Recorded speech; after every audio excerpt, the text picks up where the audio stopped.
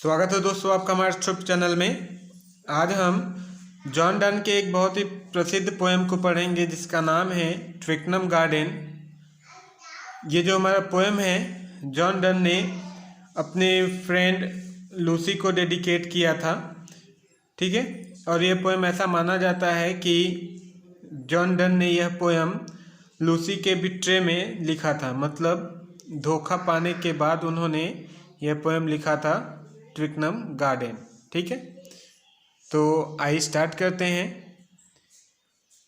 Blasted with sighs and surrounded with tears hither I come to seek the spring and at mine eyes and at mine ears receive such balms as else cure everything. देखिए, blasted with sighs दुखों से कराहते हुए, and surrounded with tears आंखों में आंसू लिए हुए, hither I came to seek the spring यहाँ पर, हिदर मतलब यहाँ पर, कहाँ पे, ट्विकनम गार्डन में। आई कम टू सीक मैं खोजने के लिए आया, द स्प्रिंग स्प्रिंग मतलब होता है बसंत ऋतु। बसंत ऋतु का यहाँ मतलब है आराम पाने से। कहने का मतलब दुखों से कराहते हुए, सराउंडेड विथ टीयर और आंखों में आंसू लिए हुए, यहाँ मैं आराम खोजने के लिए आया, ठीक है ना। आगे देखते हैं। And at mine eyes and at mine ears receive such balms as else cure everything. देखिए, मैं यहाँ पर कुछ ऐसे दर्दनाशक बाम मलहम को खोजने आया जिससे मेरे आँखों और मेरे कानों को राहत मिले, ठीक है। मैं इस बगीचे में या बाग में इसलिए आया ताकि इन्हें को देखकर मेरे आँखों और कानों को कुछ राहत मिले, ठीक है। आगे देखते हैं। बट ओ सेल्फ ट्रेटर, लेकिन ये सभी चीज़ें, यहाँ पर जो पेड़ पौधे हैं, सभी चीज़ें हैं, ये खुद ही विद्रोही हो गई। ट्रेटर मतलब होता है विद्रोही हो गई। I do bring the spider love, और वे सब ये कह के विद्रोह कर रही थी कि मैं एक मकड़ियों वाले प्रेम में फंस गया हूँ। विच ट्रांसबस्टेंस आल, जिसने सभी चीज़ों को बदल दिया था।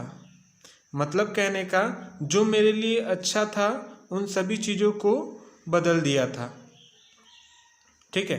कहने का मतलब, इसको हम एक बार और समझ लेते हैं कि कवि अपने दुख को शांत करने के लिए, ख़त्म करने के लिए वो बगीचे में आता है और वो कहता है कि मुझे इस बगीचे से कुछ ऐसा आराम मिले जिससे मेरे आँखों और कानों को कुछ चैन मिले या आराम मिल जाए, ठीक है।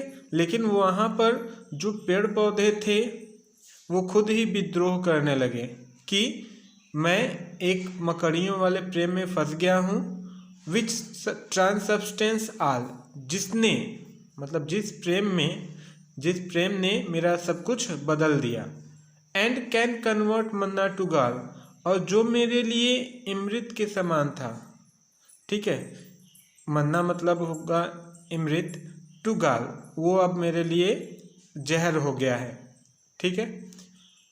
एंड दैट दिस प्लेस में थ्रूली be thought true paradise, and that this place, और जो स्थान में थ्रूली बी थॉट, जिसे मैं स्वतंत्रता पूर्वक सोचता था कि वो स्थान मेरे लिए क्या है, स्वर्ग है। देखिए, जिस स्थान को मैं स्वर्ग मानता था, I have the serpent brought, और वही स्थान आज मेरे लिए एक सर्प के समान महसूस हो रहा है। कहने का मतलब, जो स्थान मेरे लिए स्वर्ग था या जिसे मैं स्वर्ग कहता था, वो स्थान आज ईर्ष्या, सर्पेंट मतलब यहाँ पे ईर्ष्या भी कह सकते हैं, सांप भी कह सकते हैं, वह स्थान आज ईर्ष्या से मुझे देख रहा है, ठीक है। मतलब सभी मुझे गलत समझ रहे हैं। अब आगे देखते हैं। There was whole summer for me that winter did benight the glory of this place and that a grey frost did forbid. देखिए, there was whole summer for me, पूरा समय मेरे लिए, यहाँ का इस बगीचे का पूरा जो समय था मेरे लिए बहुत सुनहरा था, होल समर मतलब गर्मी, तो गर्मी को यहाँ सुनहरा से डेडिकेट किया गया है। जो स्थान मेरे लिए सुनहरा था, दैट विंटर डिड, आज वहाँ शीत है, मतलब ठंड है। ठीक है, यहाँ पे ठंड जो है बुरे को दर्शा रहा है। ठीक है, यहाँ पर जो मौसम मेरे लिए पहले सुनहरा था, आज वो मौसम बुरा हो गया है, आज वो जगह बुरा हो गया है। Beneath the glory of this place, और जिस स्थान के नीचे या जहाँ पर हमने परम आनंद हासिल किया था, जहाँ पर हमें परम आनंद मिला था, and that a grave frost did forbid, आज वो स्थान मिट्टी में मिल गया है, मतलब वो सुंदरता मिट्टी में मिल गई है। दिस ट्रीज टू लाफ, यहाँ के जो भी पेड़ हैं हम पर हंस रहे हैं, and mock me to my face, और मेरे चेहरे को देखकर मेरा मजाक उड़ा रहे हैं। But that I may not this disgrace, लेकिन मुझसे इनकी मजाक उड़ाने से या इन सभी चीज़ों से कोई भी आपत्ति नहीं है या अपमान नहीं समझता। Endure not at live loving, love let me some senseless piece of this place be, make me a mendark so I may groan here। देखिए, इंड्योर मतलब होता है बर्दाश्त करना। Endure nor at live loving, अब मैं प्रेम को नहीं छोड़ सकता। Love let me some senseless piece of this place, प्रेम ने मुझे यहाँ पर सेंसलेस मतलब सब अर्थहीन, इस प्रेम ने मुझे यहाँ पर एक अर्थहीन वस्तु बना दिया है, टुकड़ा बना दिया है कि अब मैं कुछ भी महसूस नहीं कर सकता। मेक मी अ मेंढक सो आई मे ग्रोन हियर, और देखिए, some senseless piece of this place be make me a मेंढक, कह रहा है कवि कि प्रेम ने मुझे एक निरर्थक एक टुकड़ा बना दिया है जो कुछ समझ नहीं सकता। ठीक है, इसीलिए वो उस मकड़ी जैसे प्रेम से वो प्रार्थना करता है कि वह उसे यहाँ का मेंढक वृक्ष बना दे यहाँ पर, सो आई मे ग्रोन हियर, ताकि वो यहीं पर बढ़ता रहे, यहीं बगीचे में।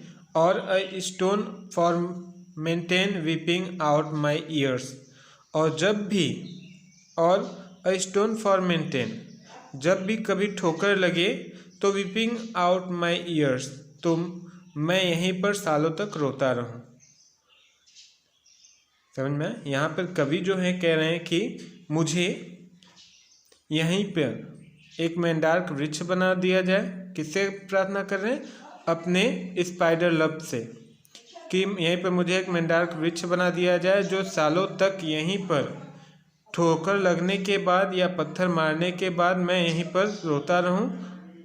Hither with crystal vessel lovers love, और जितने भी प्रेमी हैं वह अपने साथ क्रिस्टल वेसल एक छोटी सी शीशी लेके आए, एंड टेक माई टीयर्स, और मेरे आंसुओं को ले, विच आर लव वाइन, जो मेरे प्यार का प्याला होगा, जो मेरे प्यार का शराब होगा।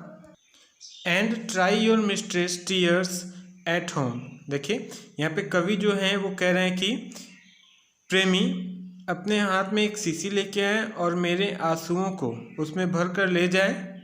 ठीक है, और यह क्या होगा? विच आर लव्स वाइन, जो प्रेम का प्याला होगा। And try your mistress tears at home, और वो ले जाए और अपने प्रियतमा से या प्रेमिका से इसे प्रयोग किया जाए या तुलना कराया जाए, तो फॉर ऑल आर फॉल्स, तो पता चलेगा कि सब गलत है। That taste not just like me, उसका जो स्वाद होगा वो मेरे जैसा नहीं होगा। Alas.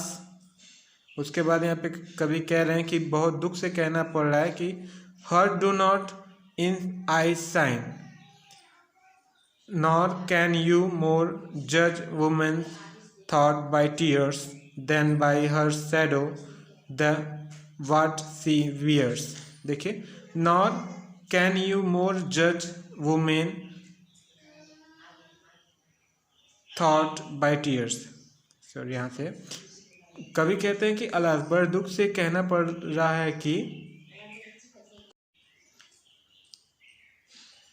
Alas heart do not in eye sign.